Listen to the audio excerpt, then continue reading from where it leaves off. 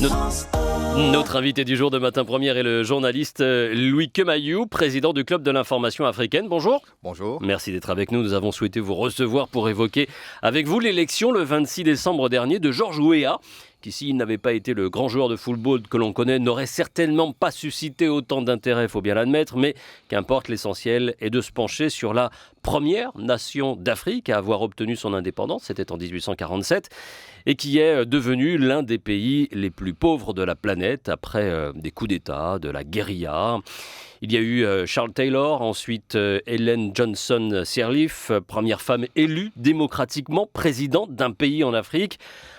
À ce moment, dans quel état est le Libéria, Louis Kemayu ? Dans un très mauvais état, parce que quand on a connu 13 ans de guerre civile, ça laisse des traces, une guerre civile violente qui s'est exportée en plus en Sierra Leone et qui aujourd'hui se métastase à travers l'Afrique de l'Ouest, parce que, rappelons-le quand même, l'Afrique de l'Ouest aujourd'hui, dans sa partie sahélienne, est soumise à des tensions liées au terrorisme, liées au djihadisme, et parmi les pourvoyeurs d'enfants soldats et d'armes dans cette zone-là, il y a le Libéria. Donc non seulement le pays a subi un conflit très sanglant qui a duré une dizaine d'années, mais aujourd'hui il est dans un état qui lui permet d'exporter, parce que tout cela n'a pas été arrangé, et il est surtout financièrement très mal, parce que c'est quand on prend l'élément le plus concret aujourd'hui pour mesurer le bonheur, c'est le classement du PNUD, qui permet d'avoir l'indice de développement humain dans les pays. Et dans ce classement-là, le Libéria occupe la 170e place sur 188 États dans le monde, ce qui n'est pas très glorieux. C'est l'un des pays les plus pauvres. Mais c'est encore pire quand on regarde le taux d'électrification du Libéria, 2% qui est très important. On va en parler de cette situation. Juste pour revenir sur ce qui a causé ces guérillas, ces assassinats, ces 200 000 morts et on ne sait combien de réfugiés, de gens qui ont quitté le Libéria. Qu'est-ce qui a causé cette difficulté ? Alors, pour reprendre dès le début, le Libéria a été un pays fondé par les esclaves. C'est-à-dire, à la différence de l'Éthiopie qui n'a pas vraiment été colonisée, ils ont été créés par les esclaves, d'où Libéria, en référence à la liberté, et la capitale Monrovia, c'est en référence au président Monroe, qui était président des États-Unis à l'époque. Et donc, quand les Congos, qui sont les descendants d'esclaves qui ont créé le Libéria, sont arrivés, ils représentent la minorité dans le pays, mais c'est eux qui ont toujours dirigé ce pays-là jusque dans les années 80, où un sergent a eu l'idée de faire un coup d'État pour renverser l'ordre qui semblait difficile à renverser. Et donc ce sergent s'appelait Samuel Doe. Et Samuel Doe a, sur la fin, connu une dérive qui était telle que fallait également que ça change. Et donc Charles Taylor a fait un coup d'État. C'est pas Taylor d'ailleurs. C'est un groupe de Congos avec Prince Johnson et d'autres qui ont renversé Samuel Doe. Et ça pendant 13 années. Et pendant 13 années. Ça n'est jamais passé. Ça n'a jamais été enterré. Non. C'est pas la seule raison de la pauvreté du Libéria, ou c'est la seule? C'est parce que le pays a été tellement déstabilisé qu'il en est là aujourd'hui? C'est la conséquence. C'est la conséquence C'est de la ça. conséquence. Et puis, il y a eu Ebola ces dernières années, C'est vrai, sur le plan de la santé, qui a ravagé le pays. Mais la vraie raison, c'est qu'il y a eu un fort taux de corruption dans ce pays qui n'a toujours pas baissé. C'est l'un des chantiers sur lesquels s'engage d'ailleurs George Weah, éradiquer la corruption, qui a permis à des entreprises, des multinationales, notamment dans l'EVA, d'exploiter et de ne pas développer le pays en lui-même. Elles ne payaient déjà pas d'impôts, elles ne veillaient pas au respect de l'environnement et elles ne veillaient surtout pas au bien-être de leurs employés. Donc tout cela cumulé fait beaucoup. Un pillage des ressources. Total. Et surtout un accaparement des terres fertiles. Car elle en a des ressources. Bien sûr. Le Libéria en a. Non seulement en ressources. matière d'agriculture, parce que l'agriculture aujourd'hui représente plus de 60% des revenus de ce pays et plus de 94% des Libériens travaillent dans le domaine de l'agriculture. Et plus de 90% également des Libériens, malgré qu'ils travaillent, sont sous le seuil de pauvreté, c'est-à-dire qu'ils gagnent moins de $2 par jour. Donc le chantier est immense, effectivement. D'autres ressources comme celle du fer. grosse exploitation. Le diamant, puisque quand on parle des diamants du sang, il faut se rappeler que c'est dans cette partie-là que c'est parti. Le Libéria, la Sierra Leone, mais le Libéria est un très gros producteur de diamants. La plus grande plantation au monde, si j'ai bien lu, d'EVA, et là, bien évidemment, la grande firme américaine Firestone, pour ne pas la nommer, s'y est installée, exploitée, développée, pillée.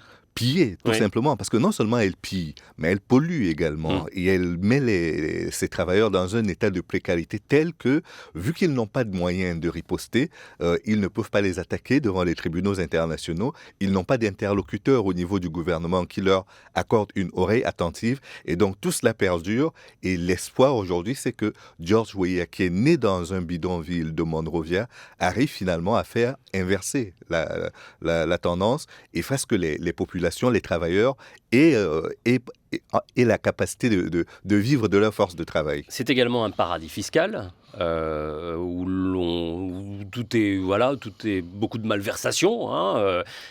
Comment est considéré le Libéria sur la place internationale aujourd'hui ?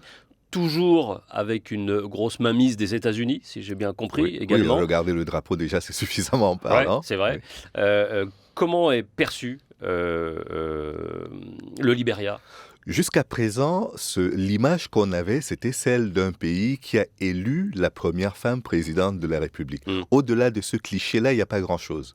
On ne sait pas trop ce qui s'y passe. Cela n'émeut pas plus que cela la communauté internationale, malgré cette longue guerre civile de plus de 13 ans qui a quand même ensanglanté, qui aurait dû attirer l'attention et la conscience de la communauté internationale. Il n'y a pas grand-chose qui permet aujourd'hui de situer le Libéria sur la carte. Et donc, c'est devant tout ce chantier-là qu'il faut aujourd'hui que et George Weah et son gouvernement et toutes les personnes qui seront auprès de lui arrivent à faire en sorte de replacer le Libéria d'abord sur la carte de l'Afrique de l'Ouest en tant que pays qui peut contribuer à la croissance de l'Afrique et dans un deuxième temps à faire que ce ne soit pas simplement un pays où on vient se servir pour abandonner la population dans un état pas acceptable. Alors il était nécessaire de situer un petit peu le sujet, le Libéria en soi, et parlons un petit peu de celui qui vient d'être élu président, George Weah. Alors il est connu bien sûr, surtout ici en France et à Paris, au PSG et dans d'autres... Monaco également. Et à Monaco et en Italie, je crois qu'il a joué aussi. Il a joué à Milan, une partie à Milan. Oui. Ça faisait 2 fois que George Weah... Il a même joué au Cameroun avant, parce que quand il a quitté le Libéria, où il avait joué dans les 2 plus grands clubs du pays, il a atterri à Yaoundé, où il a joué au Tonnerre Kalala Club. Et c'est début de sa carrière. Oui, et c'est le coach du Cameroun de l'époque, Claude Leroy, qui était français, qui l'a repéré et l'a mis en relation avec Monaco pour la suite de carrière que nous connaissons tous. Politiquement, cela faisait 2 fois que George Weah perdait aux élections. La 3e est la bonne. Est-ce qu'elle est surprenante, cette élection ? Non, elle n'est pas surprenante. Elle n'est pas surprenante pour plusieurs raisons. La première, c'est que les partisans de George Weah ont toujours estimé qu'il avait été spolié lors des 2 premières élections et qu'en lieu et place de Ellen Johnson Sirleaf, c'est lui qui aurait dû être élu. Et qu'il a eu comme désavantage principal le fait qu'il venait des banlieues de Monrovia, de 2, qu'il était considéré comme simplement un footballeur, qu'il avait tout dans les pieds, rien dans la tête, et donc on ne pouvait pas confier le pays à une personne comme lui. Il a eu l'humilité entre-temps de repartir étudier aux États-Unis. Il a eu un MBA, il est revenu au Libéria, il s'est présenté au sénatorial et il a été élu sénateur. Donc la 3e tentative a été la bonne parce que au-delà de tout ce que nous disons sur son parcours politique et son parcours de footballeur, il ne faut pas oublier que durant les périodes de guerre civile, non seulement George Weah a payé les salaires des fonctionnaires de l'ambassade du Libéria ici en France, mais il a également rendu visite aux Libériens dans les camps de réfugiés auquel il apportait son assistante pendant qu'il était encore joueur, et revenu au pays, il n'a pas arrêté avec son élan de générosité. Donc aujourd'hui, c'est véritablement une personne en laquelle se reconnaissent les Libériens pauvres, qui le reconnaissent à la fois comme un de leurs et comme un de leurs bienfaiteurs aussi. Et donc derrière cela, une carrière qui a été celle que nous connaissons, ça lui a ouvert un certain nombre de portes, et les divisions au sein du parti présidentiel, lors de cette dernière présidentielle, ont fini de faire le lit de son élection. Et ce n'est pas surprenant qu'il ait gagné. Donc une élection légitime, à vous entendre. Tout à fait légitime, oui. Il a un parti avec lui, il a créé un groupe, il a créé un parti. Oui. Il a créé un parti dont il est le président et qui aujourd'hui va diriger le pays. Il a eu l'intelligence également de ne pas s'aliéner le soutien des Congos, les descendants d'esclaves en place. Il a pris avec lui l'ex-femme de Charles Taylor, qui appartient à cette communauté. Donc, il a à la fois une femme, parce qu'on lui a beaucoup reproché de ne pas faire de parité. Sa vice-présidente est une femme. Elle appartient à la communauté congose. Donc, ça permet de dire qu'on n'écarte personne de la gestion du pays. Il est dans un esprit d'ouverture, voire de cohabitation. Oui. De cohabitation aménagée. Aménagée, parce que... Pas forcée, je veux dire. Non, elle n'est pas forcée. Il n'a pas fait semblant. Parce que même Boakai, qui était le candidat de la majorité présidentielle sortante, n'est pas congose. Il est comme George Weah, un natif du Libéria, de la période. Mais George Weah a tenu à ce qu'on ne lui accole pas l'identité de quelqu'un qui venait pour se venger des Congos. Et donc ça permet de le situer également sur l'échiquier de la réconciliation entre les Libériens. Et au vu de la constitution de son gouvernement, avec, bon, certes une seule femme, mais pas mal d'autres femmes secrétaires d'État, il prouve qu'il fait pour le peuple. Il y a quelque chose qui est symbolique dans la constitution de son gouvernement, rassurant en tout cas. Ce qui est rassurant, c'est déjà la campagne qu'il a menée. Une campagne dans laquelle tout le monde se reconnaissait, une campagne dans laquelle on n'a pas beaucoup parlé du Libéria par rapport au conflit ethnique qu'il y a à l'intérieur. Et l'un des conflits ethniques, c'est celui entre ses descendants d'esclaves et les natifs, comme je disais.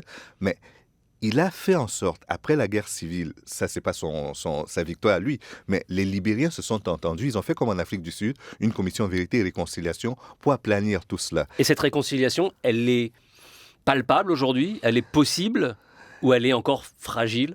Elle reste fragile, mais je voudrais dire, elle reste fragile parce que le pays lui-même est fragile. C'est un pays qui sort de conflit, qui a été meurtri, mais ça peut se reconstruire. Et si vous voulez, le procès en manque de parité qui est fait à George Weah, je ne le ferai pas parce que aujourd'hui, même s'il faisait un gouvernement à 100% féminin ou à 100% homme, peu importe, moi ça ne me dérangerait pas tant qu'il y aurait derrière des résultats. Parce qu'il faut véritablement mettre la main à la pâte et réussir à reconstruire ce pays qui part à la dérive. Quels que soient les moyens, c'est la priorité? La priorité, c'est résultat, l'efficacité. Oui, l'efficacité. Il faut aujourd'hui un bon manager qui a du cœur surtout et qui a besoin qui peut être exemplaire. Il a diminué son salaire et ses avantages de 25%. C'est déjà un bon signal pour les Libériens de leur dire retroussez-vous les manches, mais voyez, moi-même, je me les retrousse déjà. Alors, il a annoncé baisser son salaire, certes. Il a demandé d'ailleurs à tous les autres d'en faire autant, tous ceux qui le pouvaient en tout cas. Est-ce que ces premières mesures vous satisfont?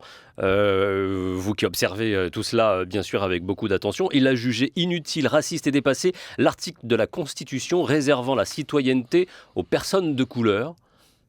C'est toujours dans la prolongation de ce que nous évoquions tout à l'heure. Pour ce qui est de véritablement fédérer toutes les énergies sans exclusive, il ne faut plus aujourd'hui que dans une nation comme le Libéria, on distingue les gens par rapport à en fonction à leur couleur. Oui. Il réaffirme sa volonté de faire de l'éducation sa priorité, une priorité constante et essentielle de son administration.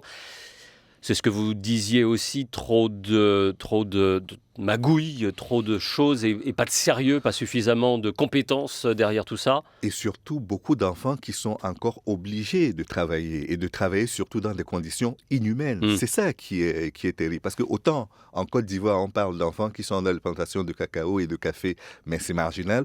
Autant au Libéria, c'est quelque chose de très important. C'est pas 300 ou 500 enfants. C'est vraiment une grande partie de la population. Ce sont des familles qui travaillent dans ces plantations-là et qui malheureusement ne gagnent pas grand-chose. 2 $ par jour, c'est encore le seuil de pauvreté. Quand on travaille beaucoup, oui, effectivement.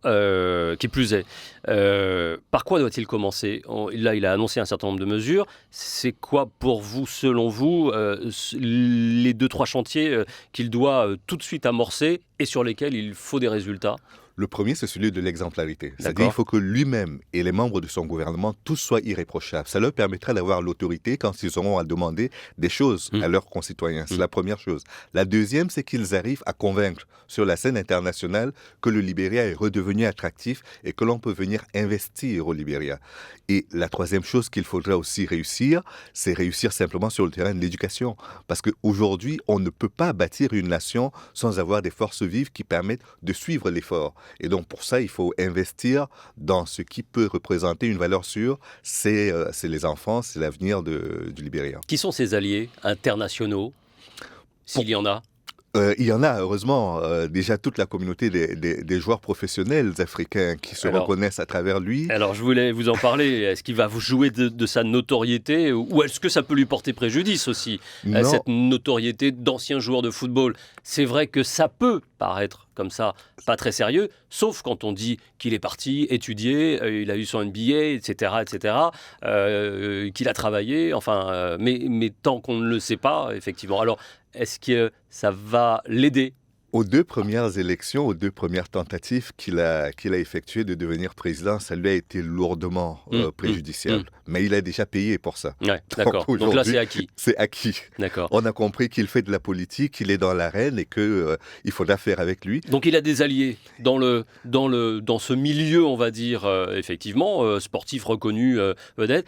Et sur la scène internationale politique? Sur la scène internationale, il a beaucoup d'alliés. D'abord des alliés objectifs parce qu'ils n'ont pas le choix, ils doivent faire avec lui. Ce sont ses voisins, c'est la Côte d'Ivoire, c'est la Guinée, c'est la Sierra Leone, c'est tous ces pays d'Afrique de l'Ouest-là. Et quand vous regardez le dernier sommet de l'Union africaine qui s'est tenu à Addis Abeba en Éthiopie, ça a été la grande star. Quand il est arrivé, à la fois le président Kagame qui prend la présidence de l'Union africaine pour toute cette année et tous les autres, voulait se faire prendre en photo avec George Weah. Il ne s'agit pas juste de l'affichage, il s'agit également d'aller au-delà et de bâtir de nouveaux rapports avec le Libéria qui, jusqu'à présent, n'a presque rien présidé sur le continent africain.